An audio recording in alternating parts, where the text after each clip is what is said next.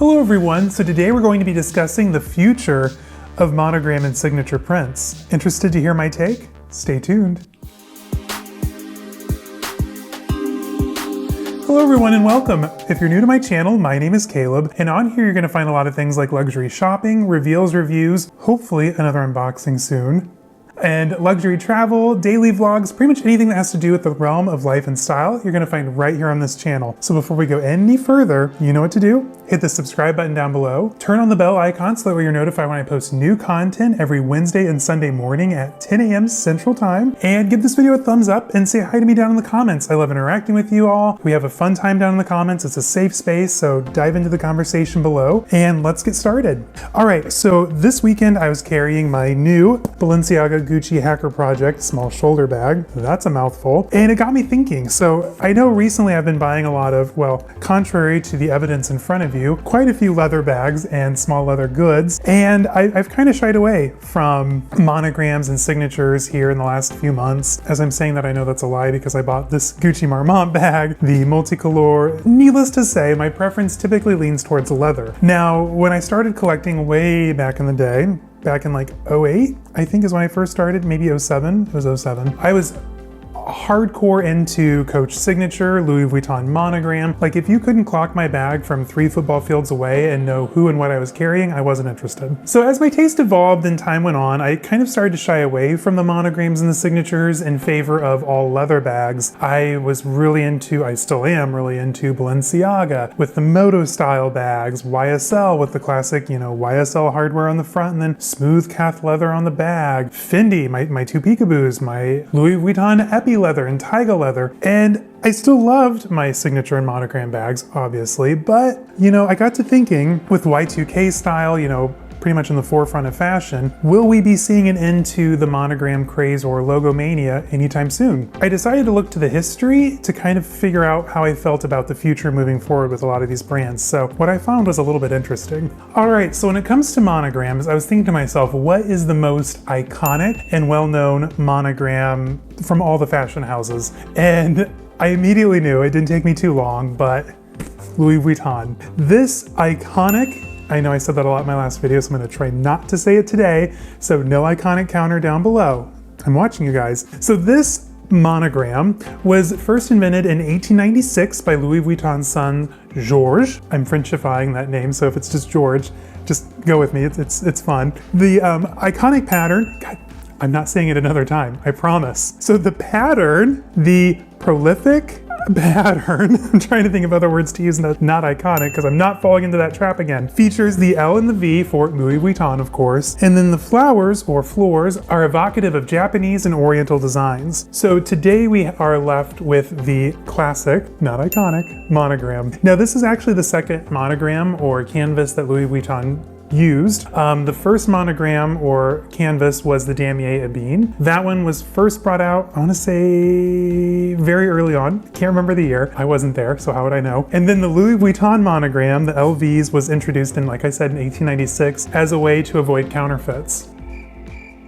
Walk up and down Canal Street and you'll know it's not working out for them. Anyway, so here we are. So the monogram from Louis Vuitton, we've seen it in the multicolor by Takashi Murakami from 03. We've seen it in Vernis, 2 iterations of denim. We've seen it over and over again. And I love that they're keeping the monogram fresh and at the forefront of fashion. So I decided to look at the website and then pick a bag that I liked that was new from their lineup that still featured the monogram canvas. Now, trust me, I know there's a lot of rumor out there that LV is getting away with the canvas. They're not. I just think it's going to be harder to find and not what the brand wants to be known for, but you're still going to be able to find those iconic pieces, as I proved with my, it's not up here, oh, here it is, my toiletry pouch edition. If you didn't see that video, link down below. And the bag that I chose for you guys today is the Papillon Trunk. Now, I chose this for a number of reasons. Firstly and foremost, it was introduced by Nicolas Ghesquière. Does that name sound familiar? It should if you're familiar with Balenciaga, or if you've ever seen a single one of my videos where I've talked about him. He comes up a lot around here. So he introduced this bag for the house. I want to say late last year is when we first saw it, and it is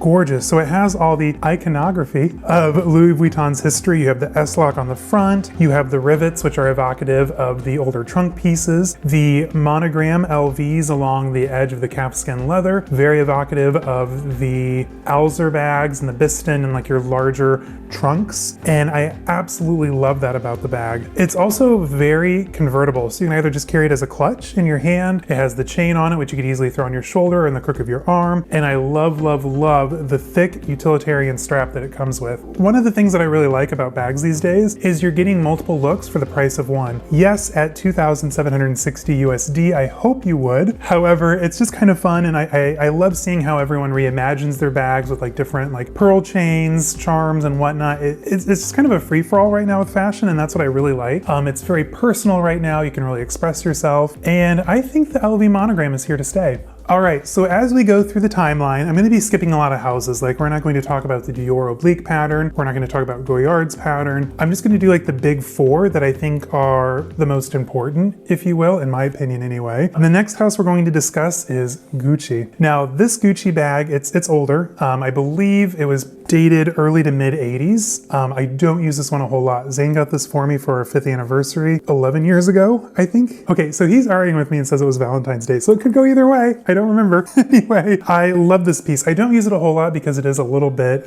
fragile. The leather, if you just like brush it up against anything, kind of starts to wear, and I don't know. I really don't use it a whole lot anymore, unfortunately. But I absolutely love this bag. So the Gucci canvas that we know and love today looks pretty much just like this, as you can see with my Marmont bag here. So the Gucci canvas, it's kind of a two-part story. So first off, with Mussolini's reign in Italy right before World War II, we saw the supply chain for luxury materials kind of disappear. So Gucci had to get very creative, and for those of you who know, this is where the bamboo iconography comes from. During that era, they used bamboo for the handles on their bags because it was readily available and relatively inexpensive to use. And the Gucci canvas that we know and love came from the original weaving of hemp material. So what they did was they wove the hemp with the interlocking diamond pattern, which we now know as the Diamante. And then later on, I believe it was in the early 60s, Guccio's son decided to add another G for Guccio Gucci. He then flipped them and then put them in the interlocking woven pattern to create the Gucci monogram. And then once Gucci, the company, came to America, a lot of celebrities surrounded the brand and it took off from there. The pattern was pretty much relatively untouched until Frida Giannini came along, I believe in 2006. She introduced the Guccissima pattern, which means very much Gucci or a lot of Gucci. And essentially what that was just the Gucci pattern depressed into leather. Zane actually had a iPhone case way back in the day in that leather. I think it was navy blue. It's just a fun pattern. So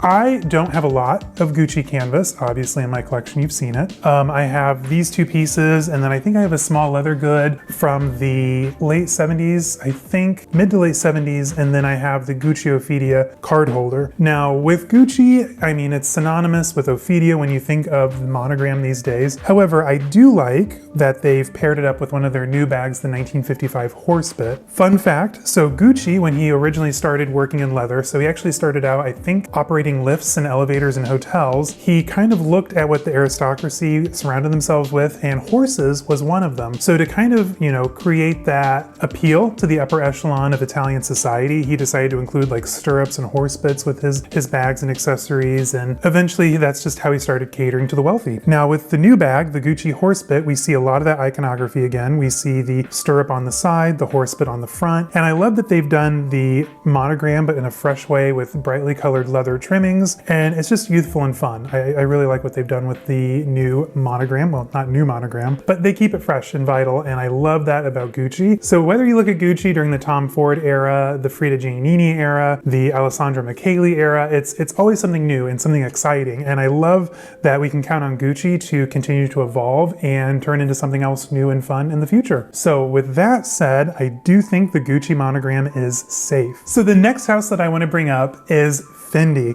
Now you're probably thinking to yourself, Caleb, I don't see any Fendi up here. I know. I don't have any Fendi Zucca items yet. We're working on that though for 2022. Anyway, so with the Fendi house, it's a very simple story. So in 1965, when Karl Lagerfeld took over as creative director, he worked closely with the 5 Fendi sisters, of course. Literally, he took the FF, just means fun furs. That's all there is to it. He literally created that the minute he took over. Took him seconds, and I think it's done in a Helvetica typeface, if I remember that right. The house was very well known in the mid-century for furs, for coats, hats, muffs, gloves, you name it. And then when Karl Lagerfeld took over, then he continued that tradition with ready-to-wear, handbags, shoes, vests, I mean, you name it. Fendi was drenched in furs. That's literally where the Fendi print, the Zucca, comes from. Fun furs, who knew? I didn't. So I don't have a Fendi bag up here to show you with the Zucca. Of course I have the two peekaboos, but that's it so far. Knock on marble, hopefully I get more soon. Okay, so the bag that I chose, and the reason I chose Fendi, was for the baguette. So with the not even a reboot, with the addition to the Sex and the City storyline within Just Like That, we have seen the Fendi Baguette jump to a whole other level of fame and desirability, if you will, with Sarah Jessica Parker's gorgeous, I'm not gonna say iconic, purple sequin baguette that was stolen from her, of course, when she was in the streets of New York. And Fendi re-released that bag, and I think the Fendi with Y2K was already coming back into style, but I think now it's back in a really big way, especially the baguette. So I chose the iconic, it's literally here in the description, medium baguette bag made of brown jacquard fabric with an FF motif, decorated with an FF clasp and trimmed with black embroidery. Now this bag is stunning. So this is another bag just like the Papillon Trunk that can be worn in several different ways. I think that you could easily take both straps off and just take both straps off. Say that 5 times fast, I dare you. Let me know in the comments if you can do it. I can't, apparently. But I think you can take both of these straps off and carry it just as a clutch, which I think is, I'm not gonna say iconic, a moment, a fashion moment. You can easily carry it, you know, on the crook of your arm, on the shoulder, crossbody. I think you could even on like someone tall like me, wear it like higher up on the chest, kind of like a bum bag. You have several options when it comes to how you can wear this bag. And at the price point of 3,290 USD, whew, that hurt to say out loud. I think you get a lot of good bag for that price point. Now, yes, it is still fabric, so you do need to be a little bit careful of like denim transfer and just general wear and tear in general, I guess. But I think that with the recreation of this bag, I love the sunshine bags as well from Fendi. I think we can also consider the Fendi Zucca or FF safe for the future. Next up, let's discuss my first love, Coach. All right, so as I was saying, Coach was my first love when it came to contemporary designer brands. So Coach actually invented the signature, well, I think it was Reed Krakoff as he was creative director back then, in 2001 as an answer to the Y2K Logomania moment that we saw in the early 2000s. I think after the 90s, which were very less is more aesthetic, that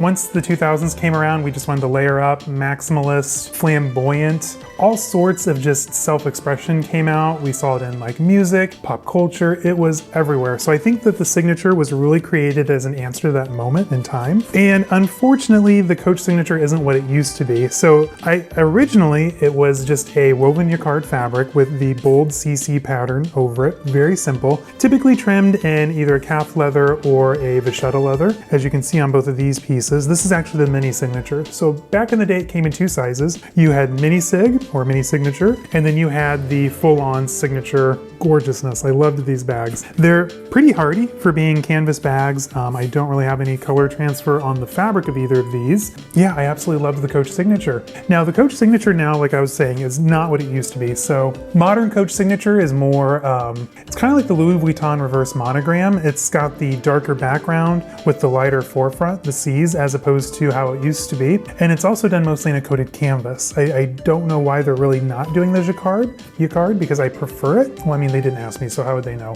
Anyway, the bag that I chose for Coach, because they do still honor that signature, it's just in a new iteration. So again, I think evolving much like Gucci has over the years, it's staying current. It's going to continue to be a thing, just not at the forefront because they are concentrating more on like their burnished leathers and getting back to their 1941 heritage with the baseball glove and whatever, who knows. Anyway, so the bag I chose for you guys to show off the new signature is the Willow shoulder bag in signature canvas. So again, this is a bag that can be worn several different ways, and I think it's been it's kind of a sleeper hit in my opinion. So we're all talking about the Pillow Tabby, the Rogue. I think that the interest in the Willow is only going to continue to grow, and I think it's going to become kind of a cult status following, mark my words, especially if they do some like really cool leathers or finishes to it.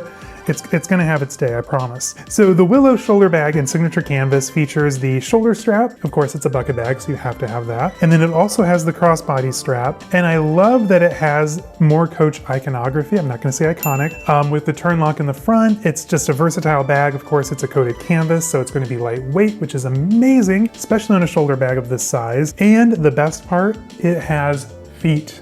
You heard it here first, folks. The Willow bag has feet, and I'm here for it. You all know I love feet on the bottom of my bags, and literally none of the ones in front of me have feet. So there's that for you. All right, guys. So those were my opinions on the Monogram and signature Logomania moment that we're in right now. Do I think it's going to slow down soon? Absolutely. Probably not this year, but I think in 2023, we'll definitely start to see more of a return to leather, maybe more simplified silhouettes, minimalist kind of style again, which I'm more of a maximalist myself, as you can tell, so I'll still keep doing my thing. But anyway, I think that we can say that monograms and signatures are safe moving forward. I do think we'll see less of them. However, they're going to evolve. We're always going to see new fashions, new designs, new ideas coming to the forefront of trends, and it's just going to be something that's going to grow with that. So thank you guys so much for joining me today. I know it was kind of a random video, but I just kind of wanted to sit down and chat with you guys and do a little bit of my own research into the topic that we all know and love, designer bags and leather goods. And if you don't already follow me over on Instagram, find me, caleb.snell.designer, and the same name over on TikTok. I guess I'll see you guys on Sunday. All right, y'all, have a great week. Bye-bye.